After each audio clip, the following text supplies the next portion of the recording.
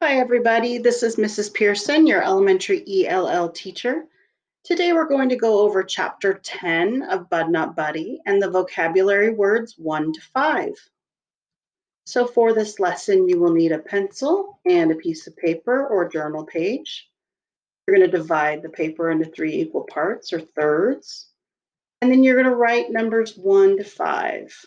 So if you don't have your pencil and paper, push pause, get your materials, and then push play when you're ready to rejoin us.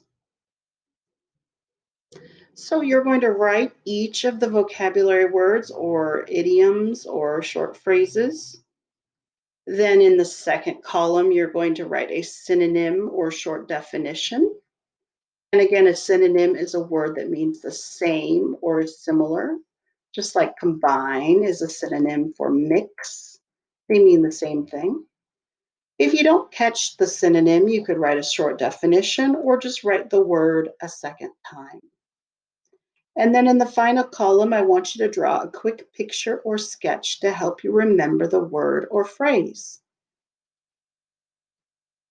So here's our learning target. I can use pictures and context clues to help me understand important words, including figurative language like similes and metaphors from Chapter 10 of Bud Not Buddy.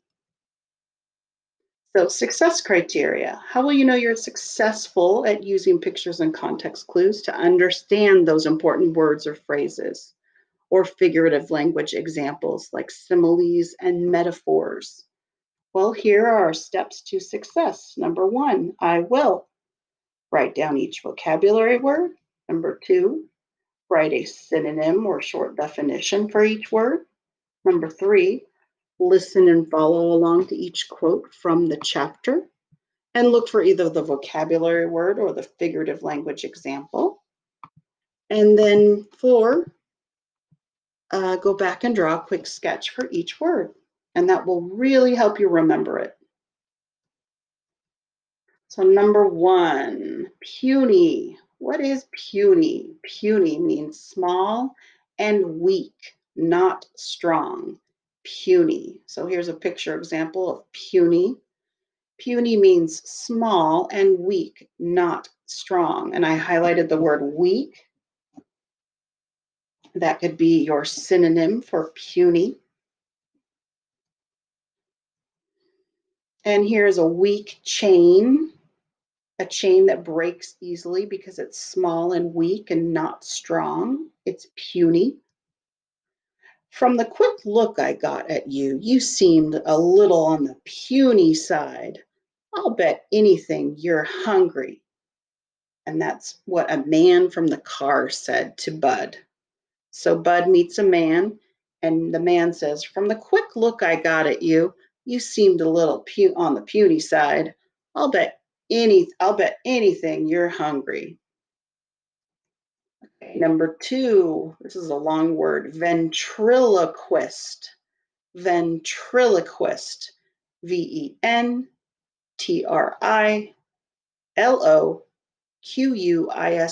Ventriloquist.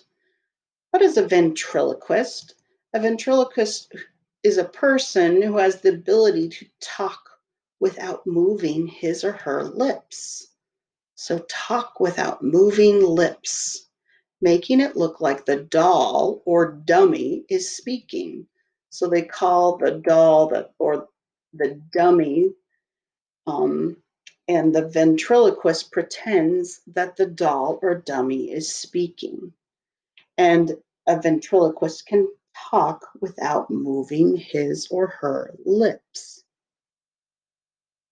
So here's the quote. I turned my head and talked sideways out of my mouth like one of those ventriloquists. Bud. So that's actually a simile because he's comparing how he's talking to how a ventriloquist talks. He says, I turn my head and talk sideways out of my mouth like one of those ventriloquists. That's how he described how he's talking. Okay, here's a type of figurative language, and it is a long word. Onomatopoeia. Onomatopoeia. Onomatopoeia. What is onomatopoeia? Well, here's an example. Buzz, buzz went the bee around my head.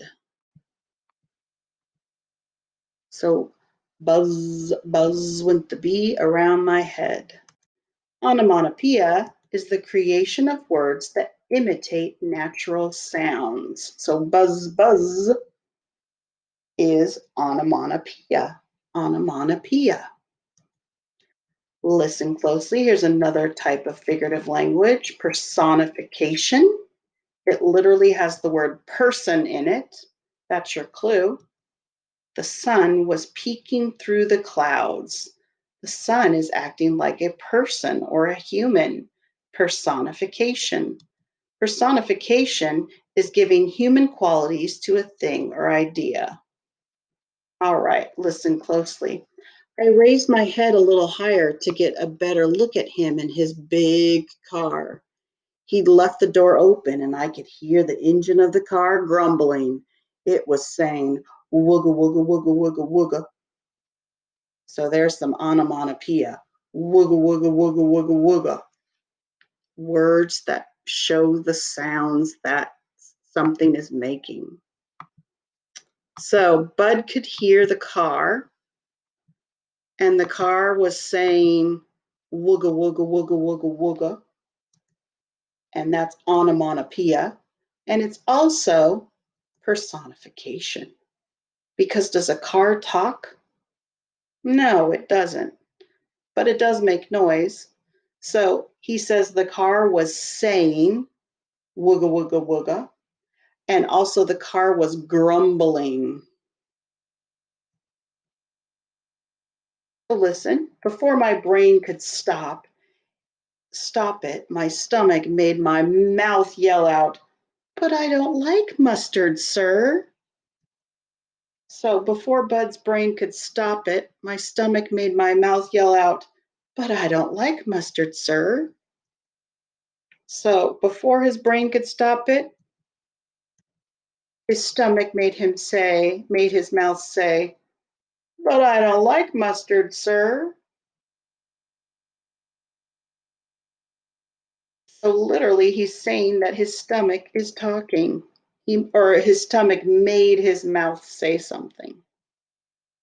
That's personification. Okay, right for number 3, telegram. What is a telegram? A telegram is a coded message. Coded message.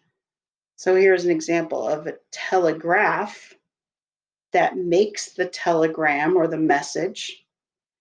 I barely heard them say, "Get in. I'm going back to Grand Rapids tomorrow. I'll send a telegram or a coded message to your folks and then take you back." So here's an example, here's an explanation of a telegram and a telegraph. A telegraph is a machine that is used for transmitting messages in the form of electrical impulses, which can be converted into data. A message sent this way is called a telegram or cablegram, while someone who operates a machine is known as a telegrapher. Telegraphy was a major mode of communication from the middle of the 1800s until well into the 1900s, before ultimately being supplanted by inventions like the telephone and the internet. So before we had the telephone, where we could just call someone and talk to them directly, people would send telegrams or coded messages that were sent over a telegraph machine. So write telegram, it's a coded message sent over the wire. So telegram. So here, listen up. Simile is another type of figurative language. A simile is a comparison of two things using the words like or as. His face lit up like a light bulb when he figured out the math problem. With him standing there in the dark, dangling the bottle of red pop out of his right hand, I walked right up to the man like I was hypnotized. I forgot all about my manners and reached right out. So Bud saw this man that he met, and the man was holding a bottle of red pop. And he says, when I saw that, I walked right up to the man like I was hypnotized. And there's that word like. So Bud saw the red pop and he walked to the man like he was hypnotized. He was under the spell of the pop. And that's a simile because it uses the word like. All right, listen closely. He stopped and put his finger to his lips and whistled. The whistle was so loud that it made me duck down and put my hands over my ears. It felt like he'd blown it right inside my head. Bud. So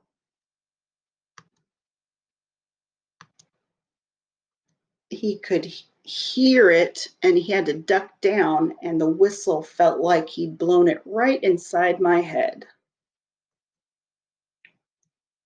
So it was like the whistle was right inside his head. And again, that's a simile. Now it's time to write number 4, vampire. What's a vampire? A vampire is a fictional monster that comes out at night and drinks blood of humans. So you can write vampire, and you could say monster that drinks blood. And here's the quote. My heart started jumping around in my stomach. The only kind of people who would carry human blood around in a car were vampires. So Bud meets a man and he sees that there is a box that says caution blood inside. So he has a box that has blood in it. So he says, my heart started jumping around in my stomach. The only kind of people who would carry human blood around in a car were vampires, because vampires drink blood. So Bud's heart started jumping in his stomach, and that is called personification. His heart is acting like a human. It started jumping around in his stomach. All right, listen closely. If he would have let go of my arm for just 1 second, I would have run like the devil was chasing me. So there's that word like. So Bud says he was running like the devil was chasing him. If he would have let go of him, he would have run like the devil was chasing me. And that's a simile. Listen closely, hyperbole. A hyperbole is an extreme exaggeration used for emphasis. There is a ton of food on the table. A metaphor. A metaphor is a comparison of two things. You do not use the words like or as in a metaphor. The racer was a lightning rod coming across the finish line. So number 5, Babyface Nelson. Babyface Nelson. Babyface Nelson was a famous gangster and bank robber during the Depression. He was a gangster or a bank robber. And here's a picture of Babyface Nelson. And George Nelson, aka or also known as Lester M. Gillis, and his gang were labeled as public enemy number 1. He was given the nickname Babyface Nelson due to his small stature and youthful appearance. He was responsible for killing more FBI agents than any other person. He was fatally shot in the Battle of Barrington. Babyface Nelson shot more FBI agents than any other person. And because of that, he was eventually killed. So here's the quote. Wow, if I kept things like this up, I would knock Babyface Nelson off FBI's 10 most wanted list.